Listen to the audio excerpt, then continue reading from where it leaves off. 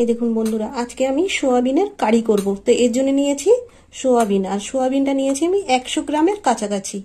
এই সোয়াবিন আর নিয়েছি পেঁয়াজ, এখানে দুটো পেঁয়াজ নিয়েছি, এখানে 5টা কাঁচা লঙ্কা নিয়েছি, এখানে 6 থেকে 7টা রসুন কোয়া, আর নিয়েছি একটু আদা, আর নিয়েছি এখানে 1 চামচ পোস্ত, 3টে কাজু বাদাম, আর ফোড়নের জন্য নিয়েছি তেজপাতা, 2টো শুকনো লঙ্কা, আর এখানে নিয়েছি দই। আর দইটা আমি 100 গ্রাম মেপে নেব। একটু পরে আসছি, মশলাটা বেটে নেব। গরম হয়ে গেছে বন্ধুরা, এবার দিয়ে দেবো এই যে সোয়াবিনটা একটু জলের মধ্যে ফুটবে। বন্ধুরা, সোয়াবিনটা গরম জলে ফুটিয়ে নেওয়া হয়ে গেছে, এবার জলটা ঝরিয়ে নেব। নামিয়ে নিলাম। দিয়ে দেবো সাদা তেল। তো বন্ধুরা, এই রান্নাটা আমি সাদা তেলেই করব। তো দেখুন কিভাবে রান্নাটা করি। তেলটা গরম হয়ে গেছে, তো এর মধ্যে আমি আগে ফোড়ন দেবো। তো ফোড়নে নিয়েছি 2টো শুকনো লঙ্কা, আর নিয়েছি 2টো এলাচ, আর একটু লবঙ্গ আর দারচিনি দিয়ে দিলাম ফোড়ন। এবার দিয়ে দেবো কুচনো পেঁয়াজ। কুচনো পেঁয়াজটা একটু লাল লাল করে ভাজা হবে। দিয়ে দেবো একটু বাটা পেঁয়াজ, এখানে দিয়ে দিলাম 1 চামচ বাটা পেঁয়াজ। এই পেঁয়াজটা একটু ভাজা হবে।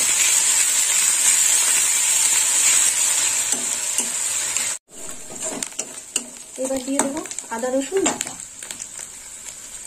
এখানে আমি 1 চামচ আদা রসুন বাটা দিলাম। আর দিয়ে দেবো 1 চামচ কাঁচা লঙ্কা বাটা, স্বাদের জন্য দিয়ে দিলাম কাঁচা লঙ্কা বাটা 1 চামচ। এবার একটু ভালো করে নেড়ে চেড়ে নেব। দিয়ে দেবো 1/2 চামচ হলুদ গুঁড়ো, দিয়ে দিলাম হলুদ গুঁড়ো। হলুদটা একটু তেলের সাথে ভাজা হবে। কালারের জন্য একটু লঙ্কার গুঁড়ো দেবো, আর দিয়ে দেবো একটু ধনের গুঁড়ো। এই মশলাটা একটু ভালো করে কষে নেব।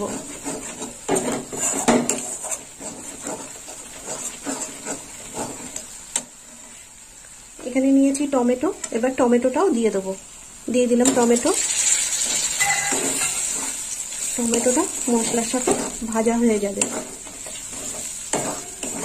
এবার দিয়ে দেবো টক দই। এখানে নিয়েছি আমি টক দই আর লবণ আর চিনি দিয়ে ফেটিয়ে নিয়েছি। এবার দিয়ে দেবো টক দই।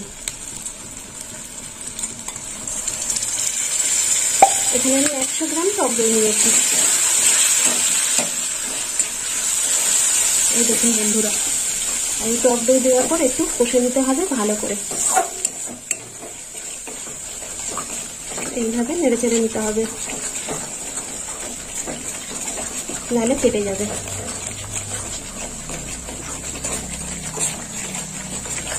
দিয়ে দেবো সোয়াবিন, আর সোয়াবিনগুলো আপনারা বন্ধুরা একটু তেলে ভেজেও নিতে পারেন। আমি আর তেলে ভাজলাম না, দিয়ে দিলাম সোয়াবিন। দুটো রয়ে গেছে। এবার সোয়াবিনটা দিয়েও আমি কষে নেব।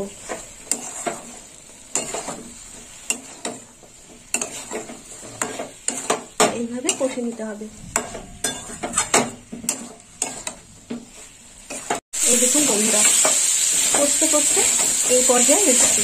এবার আমি লবণ দিয়ে দেবো, 1 চামচ লবণ দিয়ে দেবো। দিয়ে দিলাম লবণ, আর লবণ দেওয়ার পরেও একটু কষে নেব।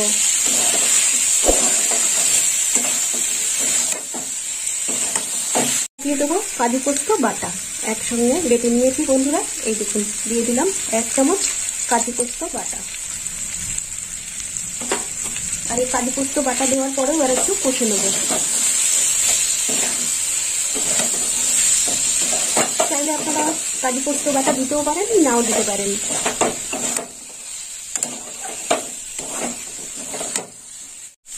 এই দেখুন বন্ধুরা, কষা হয়ে গেছে।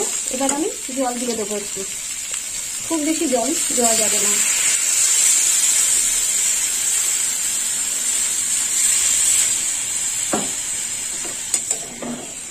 একটু ফুটবে।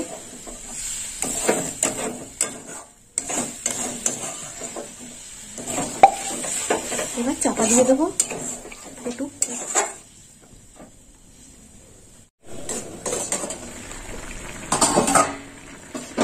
ফুটে গেছে, এবার দিয়ে দেবো 1 চামচ মিষ্টি। দিয়ে দিলাম 1 চামচ মিষ্টি। এবার চাপা দিয়ে দেবো।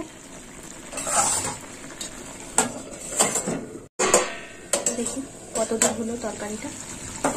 দেখুন বন্ধুরা কেমন হয়েছে দেখুন, আপনারা আমাকে কমেন্টে বলবেন দেখতে কেমন হয়েছে, তাহলে খেতে কতটা সুন্দর হবে। তো বন্ধুরা আপনারাও এরকম বাড়িতে বানিয়ে খাবেন সোয়াবিন কারি, আর আমাকে কমেন্ট করে জানাবেন কেমন খেতে হয়েছে।